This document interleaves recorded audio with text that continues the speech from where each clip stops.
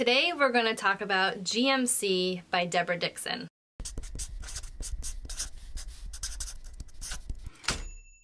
Hey there, if you're new here, my name is Katlyn Duncan and I am an author of books for adults and young adults. I post here on YouTube twice a week with writing vlogs, writing tips, and all the bookish things. So if that interests you, be sure to hit that subscribe button below so you don't miss out the next time I upload. Now this is the first of a new series that I'm doing here on my channel, which is reading and reviewing writing craft books. I have a ton of them and they just sit on my shelf and they don't get read, and I don't really feel like I'm getting much out of it if I don't actually read them.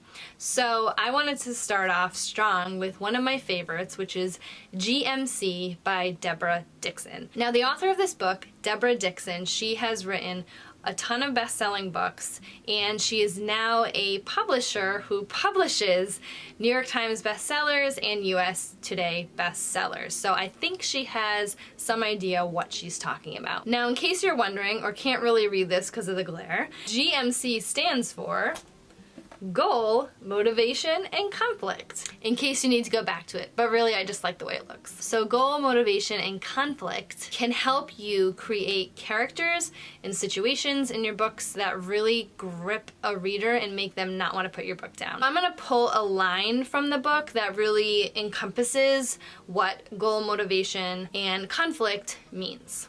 Your reader wants to become involved in the character's struggle to achieve a specific goal. The reader wants to understand why your character is motivated to achieve that goal. And the reader wants to worry about whether or not your character can actually achieve that goal.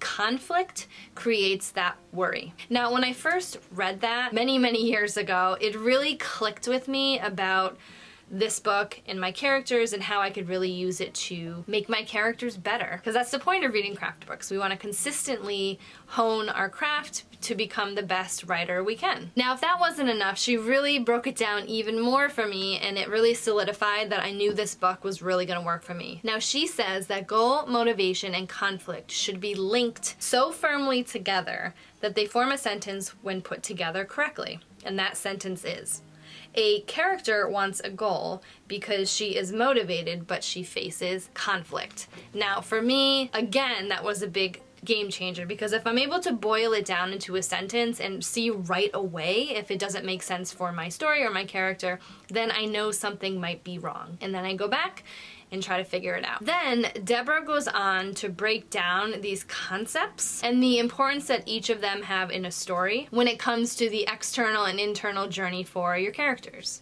Now this book is my go-to for pretty much all of my projects over the past few years, and it introduces the famous GMC chart. Now as a visual learner, I love charts, spreadsheets, graphics. Show me what you gotta show me, because I love it and I'm able to understand and break things down a lot easier. Now, as I've already explained goal, motivation, and conflict, I wanted to break down a little more about the external and internal columns. Now, according to Debra, if you can see it, touch it, taste it, hear it, smell it, that's external. If the character has to feel it and experience emotion, that is internal. And both of these things work together. There's really not one without the other.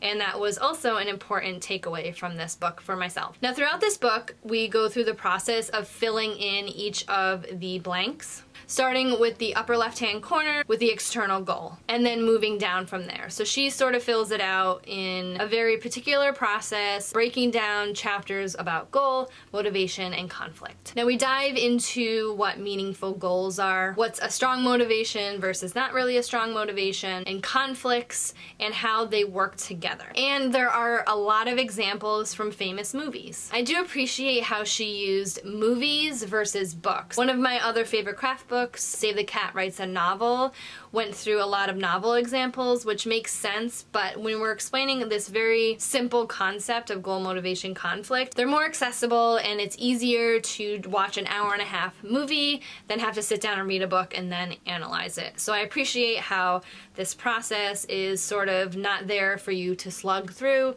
It's sort of, you watch the movies and you sort of get an idea of what she's talking about in terms of goal, motivation, conflict, and then are able to apply it to your own stories. Now, as I mentioned, I'm a visual learner, so I really like having the book in my hands. I like to go back. As you can see, I tabbed up a bunch of stuff. I highlighted a bunch of things that I can refer to later on. So I really like picking it out of my bookshelf, looking at it real quick, and then getting back to work. The example charts are really great. It's one of the reasons that I love this book so much, that I'm able to use this as a resource, and it's also why I grabbed the hardcover copy, so I'm just able to grab it off my shelf. If I'm having trouble with a concept, I like to reread the charts over again and sort of get the concept again and then move on and work on my book. It's a very quick way for me to reference this book over and over again and move on with my writing. Another thing that I love about this book is that you can use it at any part in the process. Now, Debra does recommend using this as a pre-writing exercise. I would say probably more for plotters like myself, but I have also found in the revision process this has helped me a lot.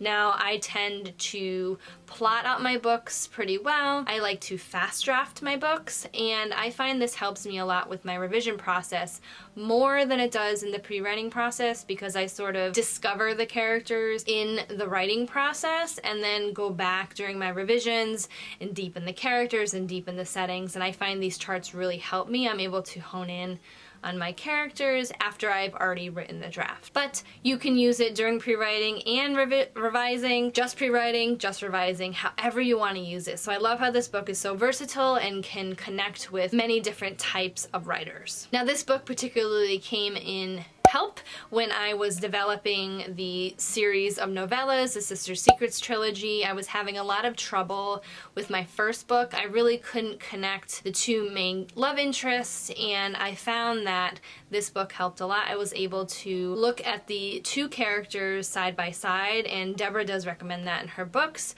that you take maybe two main characters or three or four, however many that you want, and put their GMC charts right next to each other and see if they can create conflicts between them, which always comes out with a good story. She does have an example of The Wizard of Oz and Dorothy versus the Wicked Witch. Now, that's an antagonistic relationship, but I think it definitely works in many different types of relationships within novels, within your characters. So that's another tidbit that I constantly do. I'm always at least charting out two of my main characters from the start during my revising process to make sure that they really ramp up the way that the story moves and make them unforgettable characters along with the story. That was more of an overview of the book. There's so much more information in this book, but I did want to answer the question, is this book worth it for you? Now, overall, the meat of this book is about 144 pages. It's not that big.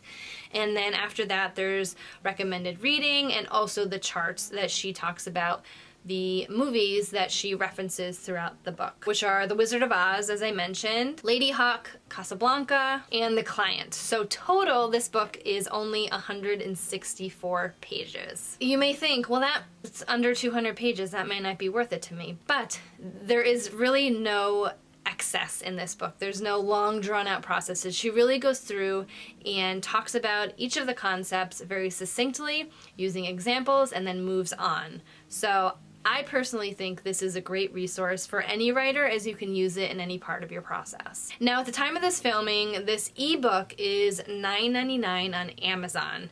And then the next problem comes in, because I don't believe this book is in print anymore. I had a really hard time finding a good price for this book. Now, on Amazon, you can buy this through other vendors, and it's starting around $35 to $40 and can go up way higher from there. So I had used the ebook for years, and I just recently bought the hardcover. It was a little treat to myself when I had finished NaNoWriMo last year. So I don't know, you'd have to look at your budget to see if that's worth it, but I really think the $10 option is absolutely worth it. And if you're interested in just sort of checking out her writing style, you can definitely read a Kindle sample or a sample on any ebook retailer that you choose. This is short enough to read in 1 or 2 sittings, and it has invaluable information that I constantly reference throughout every book that I write. So if you have any other questions about this book, I have read it many times, and I would love to chat about it in the comments below. And if you enjoyed this review and want to see more, do give this video a like, hit that subscribe button and a little notification bell next to it so you don't miss the next time I upload, and I'll see you soon. Goal? Did that really just fall off?